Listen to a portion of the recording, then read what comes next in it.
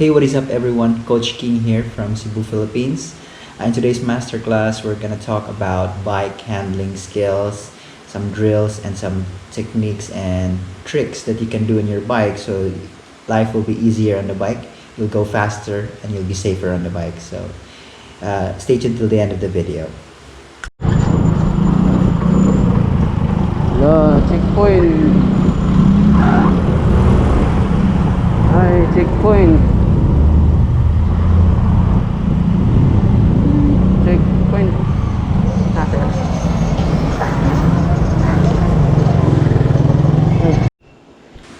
So why bike handling skills? Why do we need to put an effort in learning these and mastering bike handling skills? First and foremost, it's for your own safety. The better you handle your bike, the lesser you avoid crashes and accidents. Since you're a better bike handler, it decreases risk, so you're safer. It saves you energy as you're expending less being nervous on the bike because you're a more confident bike handler. And also, being a good bike handler will generate more speed since you'll be more confident. Hence, you will be faster and smoother on the corners. So let's start with the drills. The first drill that I would recommend is slow riding, like very slow riding, following a very straight line. So you try to find a parking lot or a basketball court, an empty basketball court, and then try to follow the line as straight as you can and ride as low as you can. So this helps with your bike handling because riding slower actually is harder than riding fast in terms of balancing because you're moving slow. So you will be able to control your bike. It will also be an essential skill that you will need when you descend fast on your bike. So the next drill that I recommend doing is riding one hand, left hand and right hand. So you will notice by doing this, you will be able to recognize which hand you are more comfortable riding with your bike with one hand. So this will help you in races wherein you can easily grab the water. You can easily grab the water bottle, and or if you're riding in a pack, you can signal left or right or whichever way you're going, or you can make hand signals to the pack. So learning how to ride in one hand is actually an essential key if you want to be a good cyclist. So another drill that I recommend is riding in a figure of 8. Ideally, you put water bottles like 10 feet apart and then ride a figure of 8 around those bottles, and then as soon as you get better, you move the bottles closer and closer, so the angles will be a little bit more difficult. This will help you improve your cornering skills, which line to take, and this will also help you turn your handlebars on very tight corners. So if you are moving through a very narrow path, then it will be a very beneficial skill to have, like if you're, for example, weaving through traffic. The fourth drill that I recommend is bunny hopping. This is an essential skill to have, especially if you want to do criterium races wherein you see a pothole or you see an obstacle and then you can't veer left or right because there are people around you elbow to elbow. So the only thing that you can do is like bunny hop the pothole, so you will not crash. It could be a lifesaver for you. So the next thing I want to advise is not actually a drill but ride off-road, because if you ride off-road, if you do a mountain bike or a cyclocross bike or a gravel bike, it's just a whole new dimension of riding. You're riding to an uneven surface, on rugged terrains and sometimes loose rocks. So it will really enhance your balance. It will really enhance your ride feel, so you'll be more connected to the bike.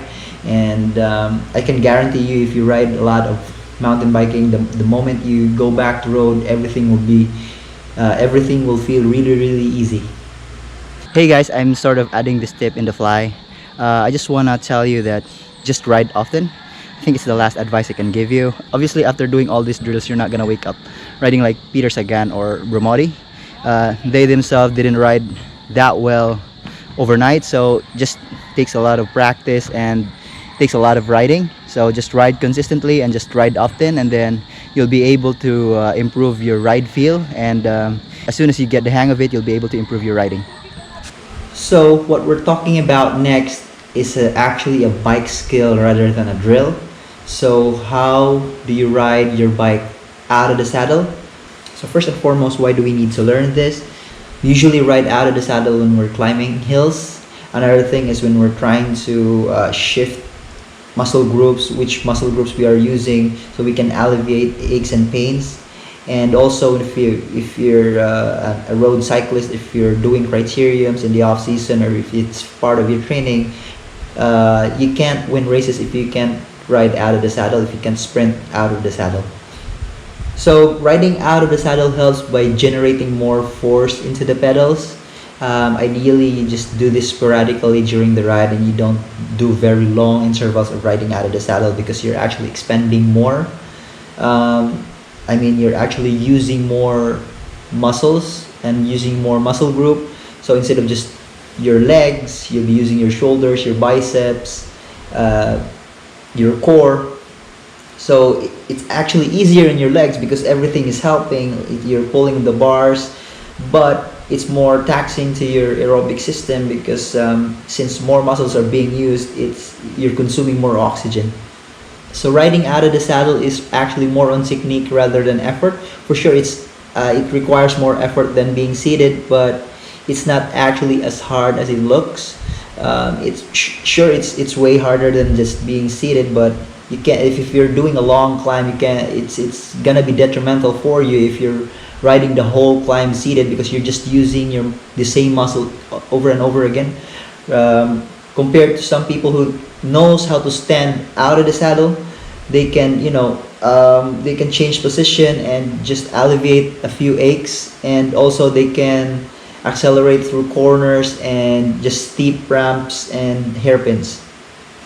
So tips on riding out of the saddle: you have to be in the correct gear, because if you are riding too hard of a gear, then it's gonna be very difficult for you. You're gonna have to pull the bars really hard, and then you're not gonna gain a lot of momentum. So this will make riding out of the saddle very difficult. And also, if you're riding in a very easy gear, you'll be spinning out. It's very uncomfortable if you're riding out of the saddle and then you're riding a very high cadence. Ideally, you'd be riding around 60 to 70, and on very steep sections you'll be riding around 50. If you're riding 90 cadence, that's reserved for being seated. So another tip in riding out of the saddle is sway your bike from side to side, not your body and your head. Sure, your head can bob left and right as well, but you have to minimize this. It should be that your bike that's moving left and right. So as you're stomping on your right foot, your bike should move left and vice versa. Because if you're moving and you're bobbing your head left and right, then you're overexpending energy, so you're defeating the purpose of how to ride efficiently. So basically, you're learning how to ride out of the saddle to be more efficient than if your head is all over the place, then that is defeating the purpose.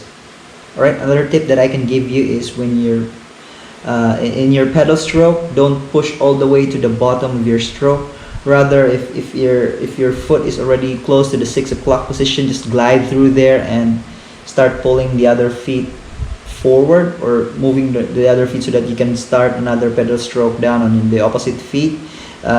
It's because if you're riding out of the saddle and if you push through until the bottom of the bottom of the pedal stroke, it will have like a dead spot there, or like stall there, and then you will lose momentum, or it just disrupts the flow of your riding. It's a little difficult to explain, but once you're trying to ride at the saddle, if you're trying to smash the pedals at the bottom of your stroke, there will be that one tiny pause that will disrupt the flow of your riding. And another tip, as I've mentioned earlier, on very steep ramps, you need to pull on your bars, because so that you can generate or you can push more power to your pedals, you have to pull on your bars so that you can generate more torque so that you can go up steep ramps. And the last tip that I will give you is consider core stability training. So I actually have a friend who is a faster climber than I am, but not essentially a better climber, because he doesn't know how to ride out of the saddle. He's just way too stiff for that kind of riding. The moment he has improved his core stability, he was able to comfortably ride out of the saddle, because it's the problem if you have like weak shoulders and a weak core, you can't counterbalance the power or the torque that your foot is generating. So it's gonna be difficult for you to ride out of the saddle. So definitely consider doing core stability training, because it not only helps with your riding, it helps with your running as well, and it helps with your swimming, and it's also helps you avoid injuries. So definitely consider doing one.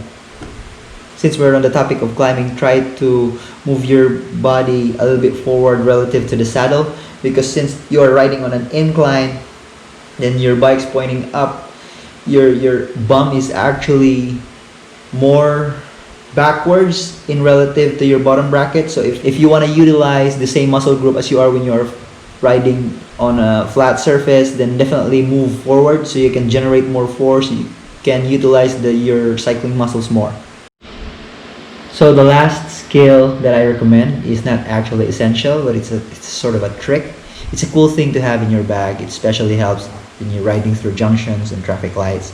When the lights are red or about to turn green, then you can just stop without clipping out, and then when the lights turn green, you can just go. You don't have to hassle yourself clipping back into your pedals, finding your pedals, and then clipping back in before you go. So it saves a lot of time, it saves effort, and then you're not slowing down the cars behind you.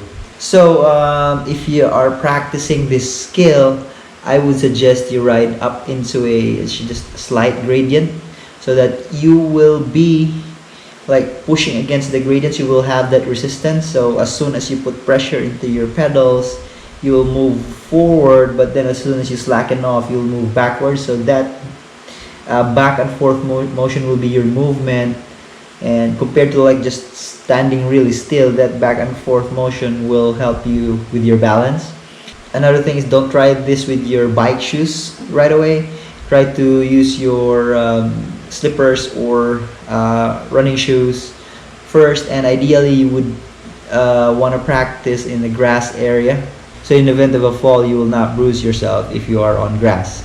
So it takes time to practice. Me myself, it's sort of on and off. There are times that where I can really feel like I can track stand forever, and then there are times that it will just last like 30 seconds. It's a skill that I am also trying to improve myself, and I believe every cyclist should do the same.